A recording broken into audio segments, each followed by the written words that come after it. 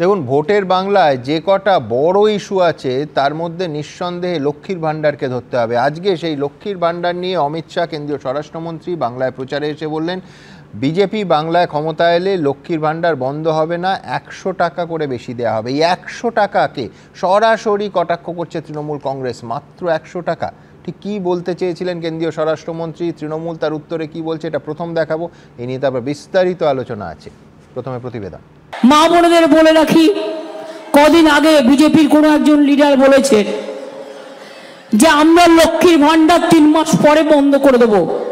আমি তাদের বলে রাখি প্রকাশ্য সভায়, শোনো, সাহস থাকলে ওটা হাত দিয়ে দেখো, ওটা তোমার পয়সা নয়। লক্ষ্মীর ভাণ্ডার চলবে শুধু নয়, যতদিন জীবনে বেঁচে থাকবেন ততদিন পাবেন। ममता दीदी कहती है कि भाजपा वाले आएंगे तो लक्ष्मी भंडार योजना बंद कर देंगे। मैं आपको बताकर जाता हूं, भाजपा कोई भी योजना बंद करने वाली नहीं है। हम लक्ष्मी भंडार योजना में 100 रुपये ज्यादा बढ़ाकर दीदी लोगों को भेजने वाले। মমতা বন্দ্যোপাধ্যায়ের ফ্ল্যাগশিপ প্রকল্প লক্ষ্মীর ভাণ্ডার। বিশেষজ্ঞরা বলেন, গত বিধানসভা নির্বাচন থেকে পঞ্চায়েত ভোট তৃণমূলের ঝুলি ভরিয়ে দিয়েছিল এই প্রকল্প। এবার কি লোকসভা নির্বাচনে বিজেপিও মহিলা ভোট টানতে সেই লক্ষ্মীর ভাণ্ডার প্রকল্পকেই হাতিয়ার করতে চাইছে? বর্তমানে জেনারেল কাস্টের মহিলারা লক্ষ্মীর ভাণ্ডার প্রকল্পে প্রতি মাসে 1000 টাকা পান। এসসি এসটির মহিলারা প্রতি মাসে 1200 টাকা করে পান। हम लक्ष्मी भंडार योजना में 100 रुपये ज्यादा बढ़ाकर दीदी लोगों को भेजने वाले। माननीय স্বরাষ্ট্রমন্ত্রী, দেশের স্বরাষ্ট্রমন্ত্রী 2 মাস ধরে আসছেন যাচ্ছেন বাংলায়, কোনো কথা শুনিনি মুখে, কোনো প্রকল্প নিয়ে। আজকে হঠাৎ একই কথা শুনলাম, কি নাকি দেবেন, লক্ষ্মীর ভাণ্ডার বন্ধ হবে না। দিদি নাকি বলছেন লক্ষ্মীর ভাণ্ডার বন্ধ হয়ে যাবে আপনারা থাকলে, আপনি নাকি লক্ষ্মীর ভাণ্ডার বন্ধ করবেন না। কত দেবেন? তার সাথে 100 টাকা বেশি দেবেন। এই অপমান করবার এত সাহস কোথা থেকে কেউ পায়, এটা আমরা হতবাক হয়ে যাচ্ছি। 100 টাকা বাড়িয়ে মেয়েদের অপমান করছেন। বাংলায় সব চলবে না। অর্ণব মুখোপাধ্যায়, প্রকাশ সিনহা ও কৃষ্ণেন্দু অধিকারী রিপোর্ট, এবিপি আনন্দ। প্রশ্ন তো তরুণের কাছে, তরুণ, মাত্র 100 টাকা, তুমি লক্ষ্মীর ভাণ্ডার বলো বা অন্নপূর্ণা ভাণ্ডার বলো, নাম যাই দাও, মাত্র 100 টাকা। এই তো ভিক্ষা দেওয়ার সামিল কেউ বলবেন, বাঙালির আত্মসম্মানের পরিপন্থী না। একদম সত্যি কথা যেটা বলা হয়েছে, ল্যাঙ্গুয়েজ ব্যারিয়ারের প্রবলেম হয় কিনা আমি জানি না। লক্ষ্মীর ভাণ্ডার প্রথমত সরকারি প্রকল্প কোনো বন্ধ হওয়ার কথাই না। লক্ষ্মী যেটা বলার বিজেপি সেটা বলেনি। লক্ষ্মীর ভাণ্ডার ন্যূনতম 100 হলেও বাড়ানো হবে, সাথে আর কি হবে না। কিন্তু এখানে তোমার ল্যাক অফ কোঅর্ডিনেশন। আমি কেন বলছি, এর আগে আমি দেখাবো 3000 টাকা। হ্যাঁ, শুভেন্দু অধিকারী, আমি দেখিয়ে নি যে কোথায় 3000, কোথায় 1100। আমি শুভেন্দু অধিকারী, যিনি এর আগে বলেছিলেন 3000 টাকা করা হবে। দেখবো আজকে যারা তৃণমূলের পতাকা লাগিয়ে রেখেছে রাস্তার দুপাশে, বলে কি পাচ্ছিস রে ভাই, তোর জন্য তো মাত্র 500 টাকা দিচ্ছে লক্ষ্মীর ভাণ্ডার। 500 টাকায় সংসার চলে? আরে বিজেপি আসবে, 2000 টাকা করে প্রতি মাসে দেবে। আমি এই মঞ্চ থেকে কথা দিয়ে গেলাম, আমি কথা দিয়ে যাচ্ছি, ছুতে বলুন একটা মাকে লক্ষ্মীর ভাণ্ডার। ওটা কি মমতা ব্যানার্জির কি পৈতৃক সম্পত্তির টাকা নাকি? ট্যাক্সের টাকা। বিজেপি এলে আগে বলতাম 2000 করে দেবো, এখন বলছি বিজেপি সরকার করলে 3000 করে দেবো। শুভেন্দু অধিকারী, সুকান্ত মজুমদার বলেছিলেন যে এই লক্ষ্মীর ভাণ্ডার বাড়িয়ে তার টাকার অঙ্ক করা হবে 3000 টাকা। হিমন্ত বিশ্ব শর্মা, আসামের মুখ্যমন্ত্রী, তিনি কিছুদিন আগে এলেন, তখন কিন্তু 500টা বেড়ে 1000 হয়েছিল। তিনি বলেছিলেন যে এত বড় রাজ্য 1000, আমাদের আসাম ছোট রাজ্য, আসামে তো আমরা 1200 দিই। আমি দ্রুত একবার দেখে নেব যে ঠিক কি বলেছিলেন আসামের মুখ্যমন্ত্রী, বিজেপি শাসিত আসামের মুখ্যমন্ত্রী হিমন্ত বিশ্ব শর্মা। यहाँ में लक्ष्मी भंडार चलता है, ममता जी 1000 रुपया देता है। असम छोटे प्रदेश है, हम असम में 1250 रुपया हर महीना हर माताओं को हम लोग देने का काम करता है। छोटे प्रदेश है, लेकिन मोदी जी का प्रदेश है। मोदी जी का प्रदेश होने के लिए सब कुछ सुविधा मिलते हैं जो पश्चिम बंगाल को असम से भी ज्यादा मिलना चाहिए। पश्चिम बंगाल बहुत बड़ा प्रदेश है, असम छोटा प्रदेश है, लेकिन लक्ष्मी भंडार भी ज्यादा मिलते हैं। তরুণ এখন 1000 অর্থাৎ অমিত শাহর কথা অনুযায়ী 100 বেড়ে 1100 হবে। শুভেন্দু অধিকারী সুকান্ত মজুমদাররা তো 3000 বলেছিলেন। বাঙালি অস্মিতা নিয়ে কথা হচ্ছে, এখনই বলছিলেন আমাদের লিপস্টিক সরি আমাদের নামও ভুলে যাচ্ছ না, যাই হোক চন্দ্রিমাদি বলছেন এই বাঙালি অস্মিতা কোথায় থাকে, ওনার ডিপার্টমেন্ট ছিল, ল মিনিস্টার ছিলেন না উনি আমাদের রাজ্যে, যখন রেপের রেড চার্ট বেরোলো রাজ্যের, মহিলাদের ফুল রেপ হলে কত, হাফ রেপ হলে কত, এই আসামের কথা হচ্ছিল, আসামে মহিলা মানে 12 ক্লাস করলে একটা মেয়েদের স্কুটি দেওয়া হয়। এই আসামে 2021 সাল, 2022 সাল, 2023 সাল 15,000 রিক্রুটমেন্ট হয়েছে, 24 সালে 5,500 টিচার রিক্রুটমেন্টের অ্যাডভার্টাইজমেন্ট হয়ে গেছে। সেই আসামে 1250 আর বাংলা 1100। আমার রাজ্যটা ভাগ্য ভালো উত্তরপ্রদেশ হয়ে যায়নি, কারণ উত্তরপ্রদেশে প্রতি বছর রিক্রুটমেন্ট হওয়ার পরেও এই 2024-এ স্কুলে 85,000 রিক্রুটমেন্টের নোটিফিকেশন বেড়েছে, প্যারা টিচার 50,000 রিক্রুটমেন্টের নোটিফিকেশন। উত্তরপ্রদেশটা হয়নি, উত্তরপ্রদেশ হলে যোগ্যরা চাকরি পেয়ে যেত। লক্ষ্মীর ভান্ডার তো দেওয়া হচ্ছে, বাড়ির লক্ষ্মীদের কি হচ্ছে, লক্ষ্মীর ভান্ডার তো দেওয়া হচ্ছে, বাড়ির ছেলেদের কি হচ্ছে, তাদের ভরসা কি 100 দিনের কাজ, তাদের কি কোনো কাজ পাবে না? আর আমরা বলেছি লক্ষ্মীর ভান্ডার বন্ধ হবে না, আমরা বলছি লক্ষ্মীর ভান্ডারে টাকা বাড়বে, কিন্তু আবার বলছি লক্ষ্মীর ভান্ডার তো জীবন জীবিকা ধারণের মাধ্যম হতে পারে না, আমরা কাজের ব্যবস্থাও করবো।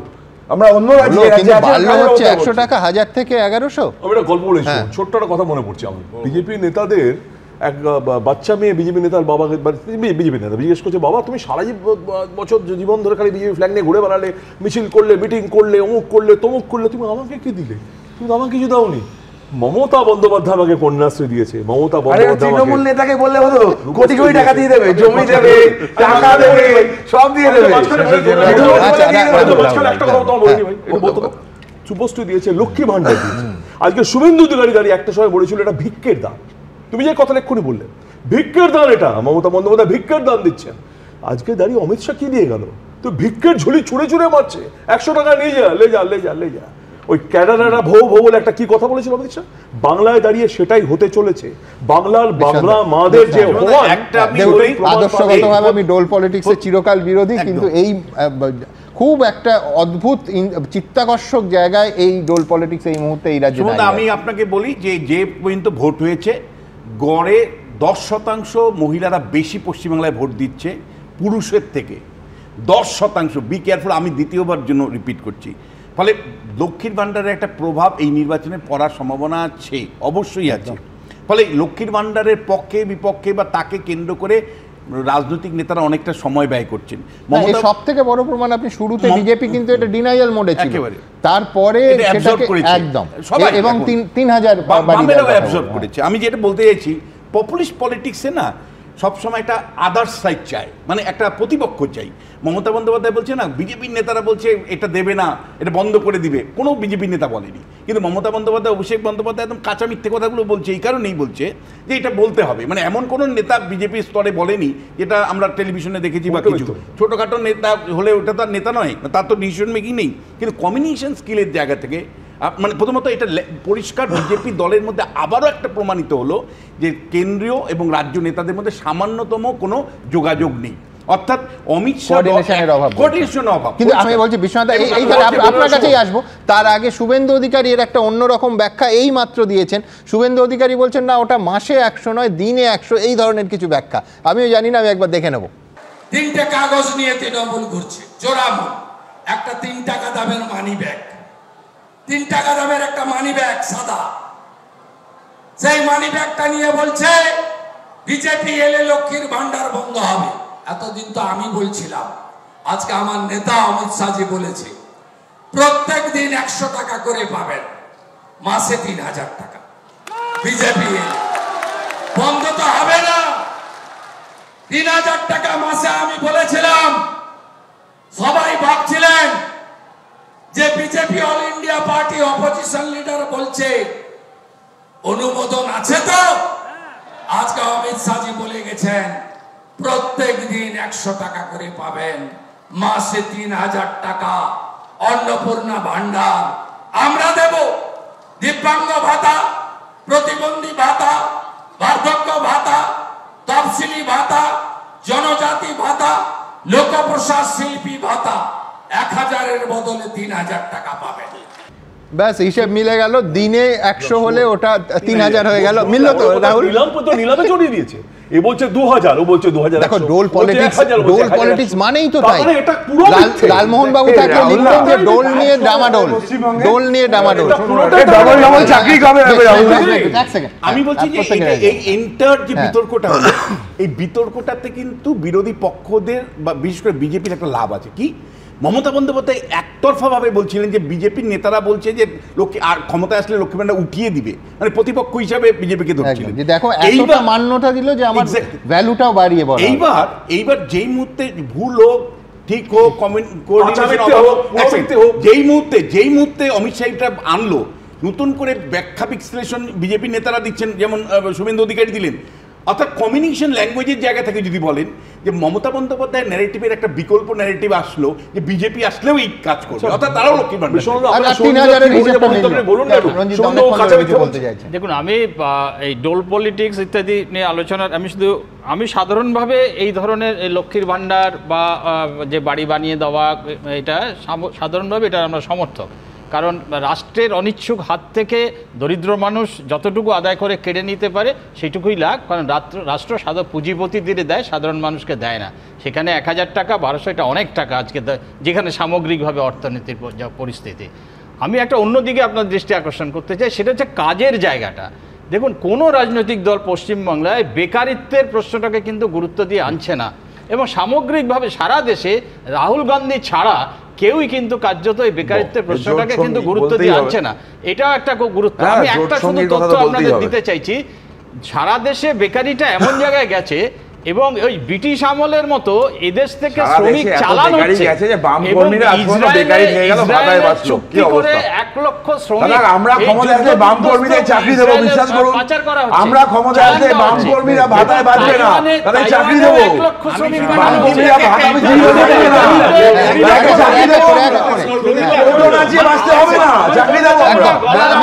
এখান থেকে আরেকটা অত্যন্ত গুরুত্বপূর্ণ ইস্যু আজকে আনতেই হবে।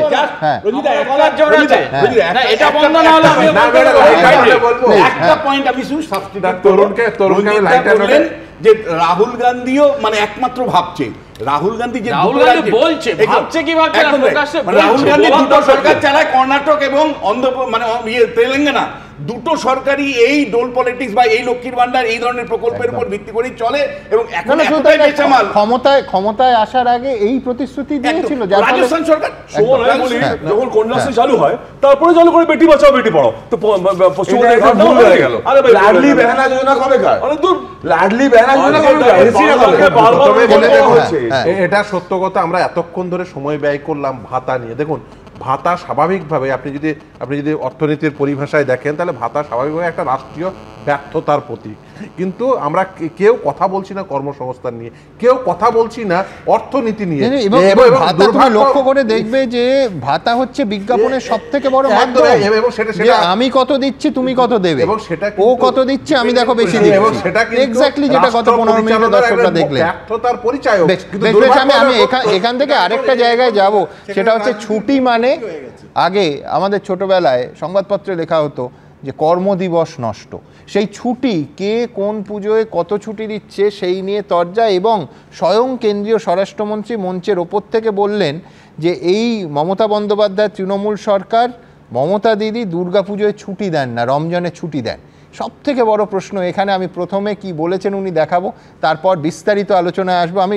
আমি আর্কাইভ থেকে শুধু গত 2 বছরের দুর্গাপুজোর ছুটির ফিরিস্তিটা যে নিয়ে আমরা আলোচনাও করেছিলাম সেটা আপনাদের সামনে রাখবো। কিন্তু তার আগে অমিত শাহ ঠিক কি বললেন আজ। मुझे बताओ, ये ममता दीदी को फिर से चुनना चाहिए क्या? ये मस्जिदों के इमाम को वेतन देती है, मंदिर के पंडितों को नहीं देती है। आप लोगों को दुर्गा पूजा में आधे दिन की छुट्टी मिलती है क्या? मिलती है? ममता दीदी सरकारी कर्मचारियों को नहीं देती, मगर रमजान में आधे दिन का छुट्टी देती है।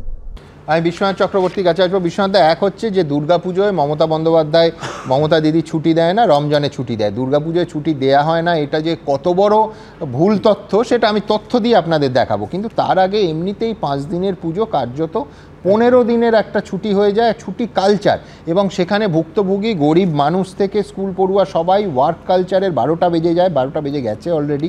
সরকারি অফিসে কোনো কাজ হয় না, এমনকি সরকারি হাসপাতালে অবধি আন্ডারস্টাফে চলে, মারাত্মক অসুবিধা হয় রোগীদের। আমি বলছি জেলা অফিসগুলোর কি হাল হয় পুজোর সময়, সেটা যে কোনো কেউ মানে ক্যামেরা সমেত, ক্যামেরা ছাড়া গেলে একেবারে সুমনদা, আমি পরিষ্কার করে বলছি, মমতা বন্দ্যোপাধ্যায় ক্ষমতায় আসার পরে ডিএ দিতে পারেননি, কিন্তু উনি প্রচুর ছুটি দেন, ছুটি নিয়ে কোনো কারণ, যে কোনো কারণে ছুটি দিয়ে দেন, এবং ছুটিটা এমন পর্যায়ে যান যে কার্যত বলা যায় মহালয়ার অনেক আগের থেকে ছুটি চলতে থাকে, এবং সেটা মানে লক্ষ্মী পুজো শেষ হয়েও শেষ হয় না, মানে এতটাই 16, 17, 18 দিনের ছুটি থাকে। ফলে এইটা মানে প্রশ্নটা ওখান থেকেই আমরা বরঞ্চ তুলি যে একটা রাজ্য অচল, কার্যত 16, 17, 18 দিন একটা রাজ্য যদি অচল থাকে, সেই রাজ্যের উৎপাদন ক্ষমতা কমে, সেই রাজ্যের রাজনৈতিক কর্মসংস্কৃতির কি অবস্থা হয়, সেই রাজ্যের মানুষের ভুক্তভোগের হয়। আমি বলছি কার্যত কার্নিভাল শেষ হওয়ার আগে কাজ শুরু হয়। আমি আপনাকে বলছি এই যে জনপ্রিয়তাবাদ আমরা বলি না, যে পপুলিস্ট পলিটিক্সের আরেকটা জায়গা হলো যে আমি বেশি ছুটি দিয়ে মানুষের মানে ইয়ে করলাম, খুশি করলাম, মানুষকে খুশি করলাম, এন্টারটেইন করলাম। আমি আবারও বলছি, এটা কিন্তু বিজেপি যে এই যে সমালোচনাটা করলো না, এটা ওদের ডিএনএর সমস্যা। সেটা হলো যে একদম সরাসরি বিজেপির ডিএনএর সমস্যা। আমি কেন বলছি যে অমিত শাহ, নরেন্দ্র মোদীরা দিনের শেষে ওই হিন্দু মুসলমান চাই, দিনের শেষে ওই পূজা নিয়ে মানে হিন্দুদেরকে বঞ্চিত করেছে, মুসলমানদেরকে সুযোগ করে দিয়েছে। এই যে হিন্দু মুসলমানের এটা তো তথ্যের ভুল। তার কারণ আমি জানি না, তরুণের কাছে প্রথম প্রশ্ন আমার হবে যে তোমরা ক্ষমতায় এলে কি ওটা 20 দিন করে দেবে? আমি কেন এই প্রশ্ন করছি, তথ্য কি বলছে।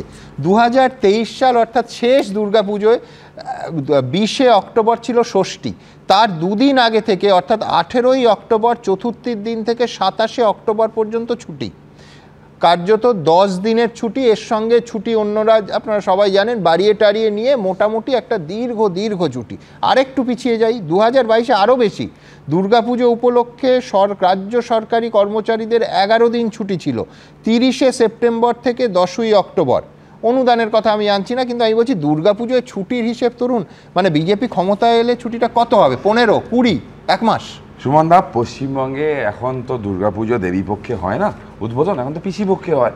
তো পিসিপক্ষ থেকেই পুজোর ছুটি চলে, কিছু একটা মিসকমিউনিকেশন সামাও হয়েছে হয়তো, কিন্তু যেটা ফ্যাক্ট রিমেন্স যে প্রতি বছর তোমায় ধন্যবাদ যে এই ল্যাক অফ কোঅর্ডিনেশন এবং মিসকমিউনিকেশন প্রতি বছর পুজো পারমিশনের জন্য আমাদেরকে কোর্টে ছুটতে হয়, প্রতি বছর পুজো পারমিশনের জন্য আমাদের কোর্টে ছুটতে হয়, প্রতি বছর এর জন্য আমাদের কোর্টে ছুটতে হয়। আমরা দেখেছি দাদা, মানবাধিকার কর্মীর নামে নাটকটা বন্ধ করুন, আপনাদের মুখোশটা খুলে গেছে, আপনারা কিসের অধিকার দেখেন মানুষ জানে, আপনাদের মানবাধিকারের নামে কার অধিকার আপনারা দেখেন সেটা মানুষ জানে, আপনার অধিকারটা মানুষ জানে, তারা করবে মানুষ। এবার তারা করবে মানুষ, আপনাদেরকে রাস্তায় তারা করবে। দ্রুত আমি রাহুলের কাছে যাব, তার আগে তৃণমূলের শান্তনু সেন তিনি কি বলেছেন দেখাবো। ভারতবর্ষের স্বরাষ্ট্রমন্ত্রী যে এই লেভেলে মিথ্যাচার করতে পারেন, এটা ভাবার চিন্তার বাইরে।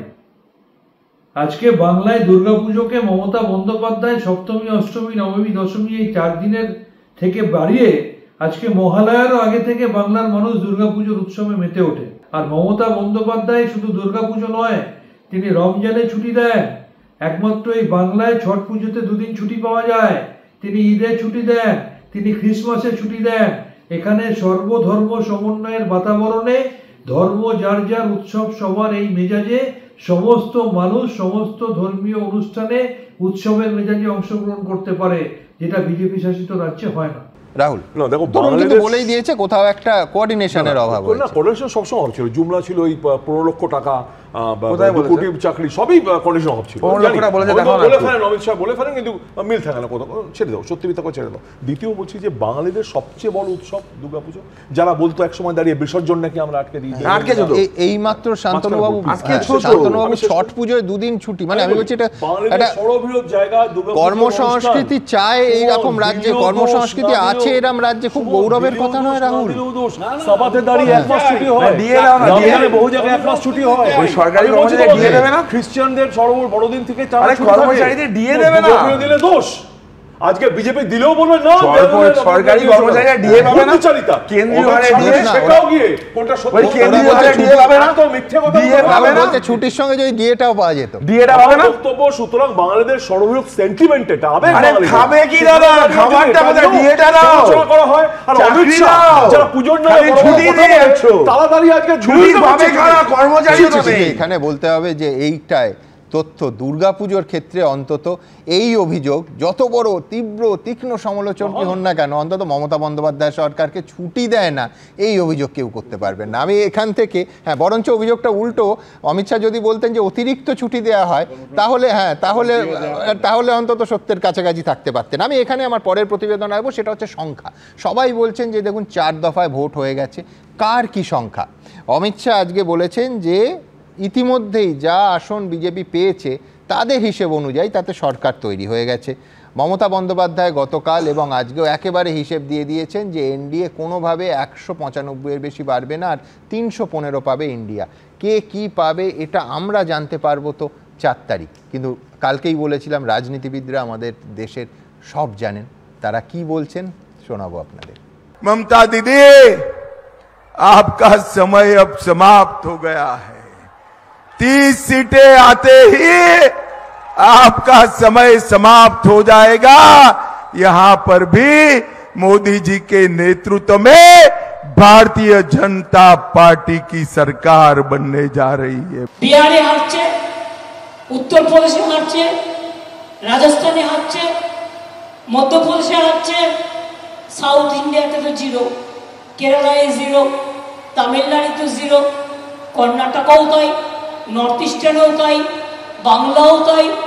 নস্ট্রাদামুস কিংবদন্তি ফরাসি দার্শনিক এবং ভবিষ্যৎদ্রষ্টা। লোকসভা ভোটের আগে এখন সব দলের নেতারাই ভবিষ্যৎবাণী করতে ছাড়ছেন না। 4 चरण पूरे हो गए हैं। 380 सीटों का चुनाव पूरा हो गया है। बंगाल में 80 सीटों का चुनाव पूरा हो 18 सीटों का चुनाव पूरा हो गया है। आज मैं बताकर जाता हूं, ये 380 सीट में मोदी जी 270 सीट लेकर पूर्ण बहुमत प्राप्त कर चुके हैं। और आगे की लड़ाई 400 पार करने की है। बनगांव वालों बताओ, 400 पार कराओगे क्या? बंगाल में 30 से ज्यादा सीटें जिताओगे क्या? ফোর্টপ্লেস হয়ে গেছে, তাতে 195 থেকে 200-র মধ্যে বিজেপি বড় জোর হলে থাকতে পারে, আর ইন্ডিয়া জোট পাবে 295 থেকে 315। বলে বেড়াচ্ছে ইসবার 400 পার, আমি বলি ইসবার পগার পার। আবার টুপি লাগিয়ে বলছে বাঙালিরা চায় মোদি আসুক, বাঙালিরা কেউ চায় না, তুমি তো কলঙ্ক। সোমবার 4র্থ দফার ভোট হয়েছে বীরভূম ও বোলপুর আসনে। ফল বেরোনোর জন্য অপেক্ষা না করে মঙ্গলবারই বোলপুরের নানুরে বিজয় মিছিল বের করল তৃণমূল নেতৃত্বে জেলা সভাধিপতি কাজল শেখ। নানুর বিধানসভা মানুষ আবেগে উৎসাহিত হয়ে তারা আজ একটা বিজয় মিছিল আয়োজন করেছে। সেই বিজয় মিছিল তাদের সকলের সঙ্গে পা মেলালাম। বোলপুর লোকসভা কেন্দ্রে অসিত মাল 2 থেকে 3 লক্ষ ভোটের ব্যবধানে জিতবে এবং সিউড়ি লোকসভা কেন্দ্রে অর্থাৎ বীরভূম লোকসভা কেন্দ্রে শতাব্দী রয় 1 থেকে 2 লক্ষ ভোটের ব্যবধানে জয়যুক্ত হবে। মিছিল যদি করার একটা শখ থাকে, সেই শখটা তো মেটাতে হবে। সেই জন্য রেজাল্ট ঘোষণার আগেই মিছিলটা করে শখটা মেটাচ্ছে। যখন রেজাল্ট হবে তখন বিজয় মিছিলটা বিজেপি করবে। এই স্বপ্নটা দেখতে দেখতে যেন ওনার ভালো করে ঘুমানোর আমি একটা শুভকামনা জানালাম। ভবিষ্যৎবাণী সবাই করতে পারে, কিন্তু সঠিক হবে একজনেরই। কে তিনি জানা যাবে 4 জুন। আশাবুল হোসেন, অর্ণব মুখোপাধ্যায়, সৌমেন চক্রবর্তী, এবিপি আনন্দ। বাংলায় প্রচারে এসে অমিত শাহ বলছেন যে আপনাদের টাকা লুট করে মমতা দিদি মন্ত্রীদের তা দিয়ে দিয়েছেন। আর যখন বলছেন তখনই সুপ্রিম কোর্ট থেকে জামিন পেলেন ধৃত তৃণমূল বিধায়ক জীবন কৃষ্ণ সাহা। সিবিআই তাকে গ্রেফতার করেছিল, 13 মাস তিনি জেলে ছিলেন। 13 মাস পর, 1 বছরেরও বেশি সময় জেলে থাকার পর আজকে সুপ্রিম কোর্ট তাকে জামিন দিল। দেখুন, चिट फंड घोटाले वाले, शिक्षक भर्ती घोटाले वाले, राशन वितरण घोटाले वाले, गाय तस्कर वाले, कोयला तस्करी वाले और पैसे के बदले सवाल करने के घोटाले वाले, आप सभी को जेल में जाने की तैयारी रखनी है। किसी को छोड़ा नहीं जाएगा, किसी को छोड़ा नहीं। নরেন্দ্র মোদীর প্রধান সেনাপতি যেদিন বাংলায় প্রচারে এসে দুর্নীতি নিয়ে তৃণমূলকে আলটিমেটাম দিলেন, সেদিনই নিয়োগ দুর্নীতি মামলায় সুপ্রিম কোর্ট থেকে জামিন পেলেন মুর্শিদাবাদের বড়োয়ার তৃণমূল বিধায়ক জীবন কৃষ্ণ সাহা। বিজেপি যদি নাম্বার কম থাকে তাহলে মোদীর সঙ্গে গিয়ে হাত মেলানো, মমতার এই বার্তা কাজ তো করছে কোথাও। এদিন সুপ্রিম কোর্টের শুনানিতে উঠে আসে জীবন কৃষ্ণ সাহার 2টি ফোনের প্রসঙ্গ। যে 2টি ফোন তিনি বাড়ির পাশে পুকুরে ছুঁড়ে ফেলে দিয়েছিলেন বলে দাবি করেছিল কেন্দ্রীয় গোয়েন্দা সংস্থা। সিবিআই এর আইনজীবী বলেন, তৃণমূল বিধায়ক জীবন কৃষ্ণ সাহা পালিয়ে যাওয়ার চেষ্টা করেছিলেন, তার ফোন পুকুরে ছুঁড়ে ফেলে দিয়েছিলেন। যে ফোনগুলি পুকুরে ফেলা হয়েছিল সেগুলি থেকে আমরা চ্যাট ডিটেলস বের করেছি। পাল্টা জীবন কৃষ্ণ সাহার আইনজীবী বলেন, 2টো ফোন পুকুরে ছুঁড়ে ফেলে দেওয়ার বিষয়ে তাঁর কিছুই জানা নেই। বনওয়ার তৃণমূল বিধায়কের জামিনের বিরোধিতা করে সিবিআই এর আইনজীবী আরও বলেন, যেসব চাকরি প্রার্থীরা জীবন কৃষ্ণ সাহাকে টাকা দিয়েছিলেন আমরা তাঁদের বয়ান নিয়েছি। এদের মধ্যে ওয়াহিদা নাসরিন বলে একজন তার অফিসে এসে 10 লক্ষ টাকা দিয়েছিলেন। জীবন কৃষ্ণ সাহা শাসক দলের একজন বর্তমান বিধায়ক। সমস্ত সাক্ষীরা তার বিধানসভা কেন্দ্রে রয়েছেন।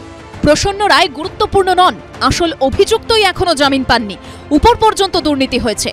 দুপক্ষের বক্তব্য শোনার পর সুপ্রিম কোর্টের বিচারপতি বলেন, এর মানে কি এই দাঁড়ায় যে বিচার প্রক্রিয়া শেষ না হওয়া পর্যন্ত তিনি জেলে থাকবেন?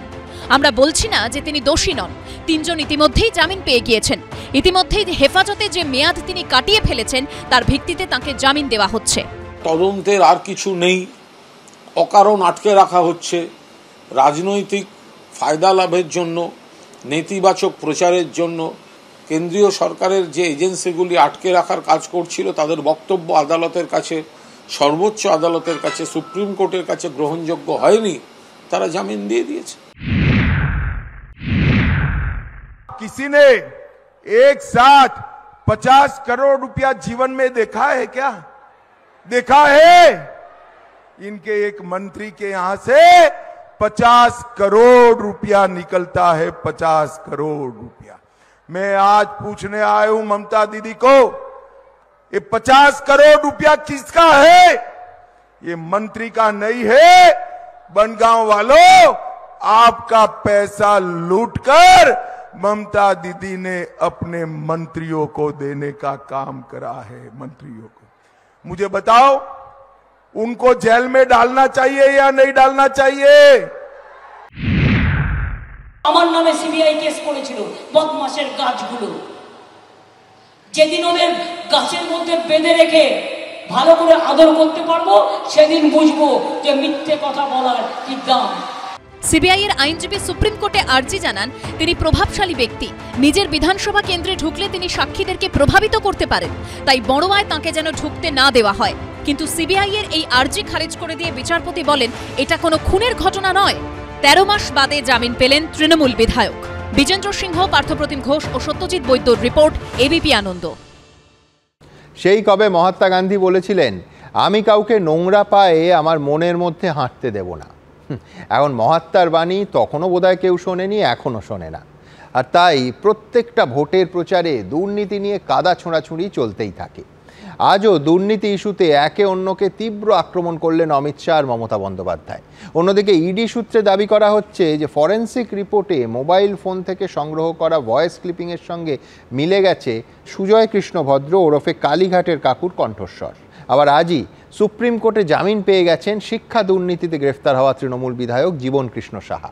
এখন দুর্নীতি নিয়ে এই অনন্ত তরজা চলতে থাকুক, আমরা সেই সমস্ত তরজা হুবহু মানুষের সামনে রাখি বলে আবার কেস দেবেন না প্লিজ, কেস দেবেন না প্লিজ।